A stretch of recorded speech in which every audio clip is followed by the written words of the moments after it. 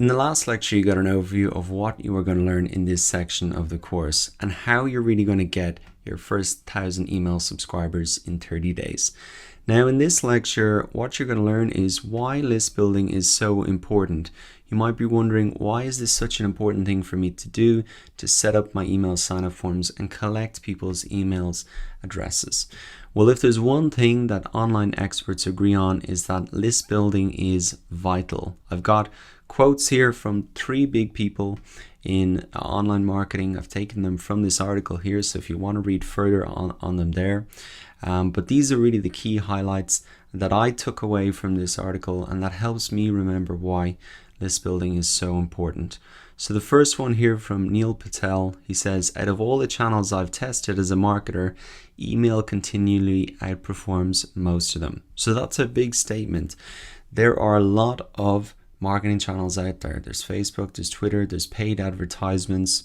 And Neil here is saying that email is really continually outperforming most of them. And I can show you later in the Google Analytics section of the course that for me, email really was a massive driver of traffic, and in the early stages really outperformed everything else.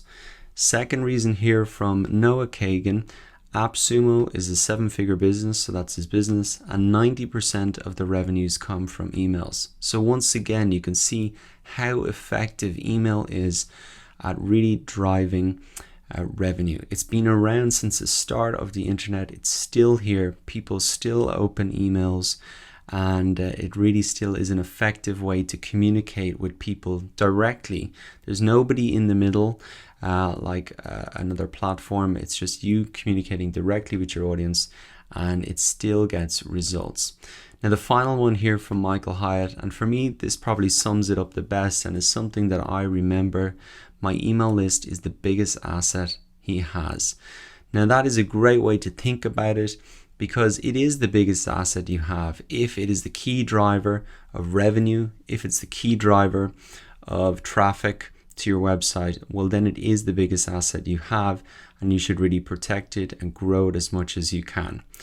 So those are some key reasons from the experts, and now even for myself, you can see in Google Analytics, which I'll be showing you much later on, is that these big bumps in traffic to my site really happened as a result of me sending out emails. So you can see how effective those were at bringing people back to my website, and that's really the power of email. As well as those reasons, a key reason is protection. It can really drive traffic and sales, which is great, but an email list protects your business. You're going to be still able to promote your business even if your search rankings or social media reach diminishes due to an algorithm change. And this is a key thing to keep in mind, that the algorithms that determine how content is ranked in the search engines or on social media sites can change. And it can change against you if and it has happened to other people in the past, where their exposure and visibility on those platforms have gone down a lot due to an algorithm change. But really, by having an email list, you can really protect yourself against those, because you still have a channel that you control right to your audience. And even if you're not selling any products, you should still collect email addresses so you can drive people back to your website every time that you make a blog post.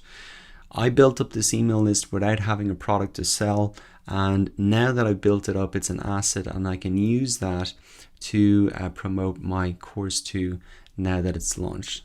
So bottom line, don't make the mistake of not building your list from the start.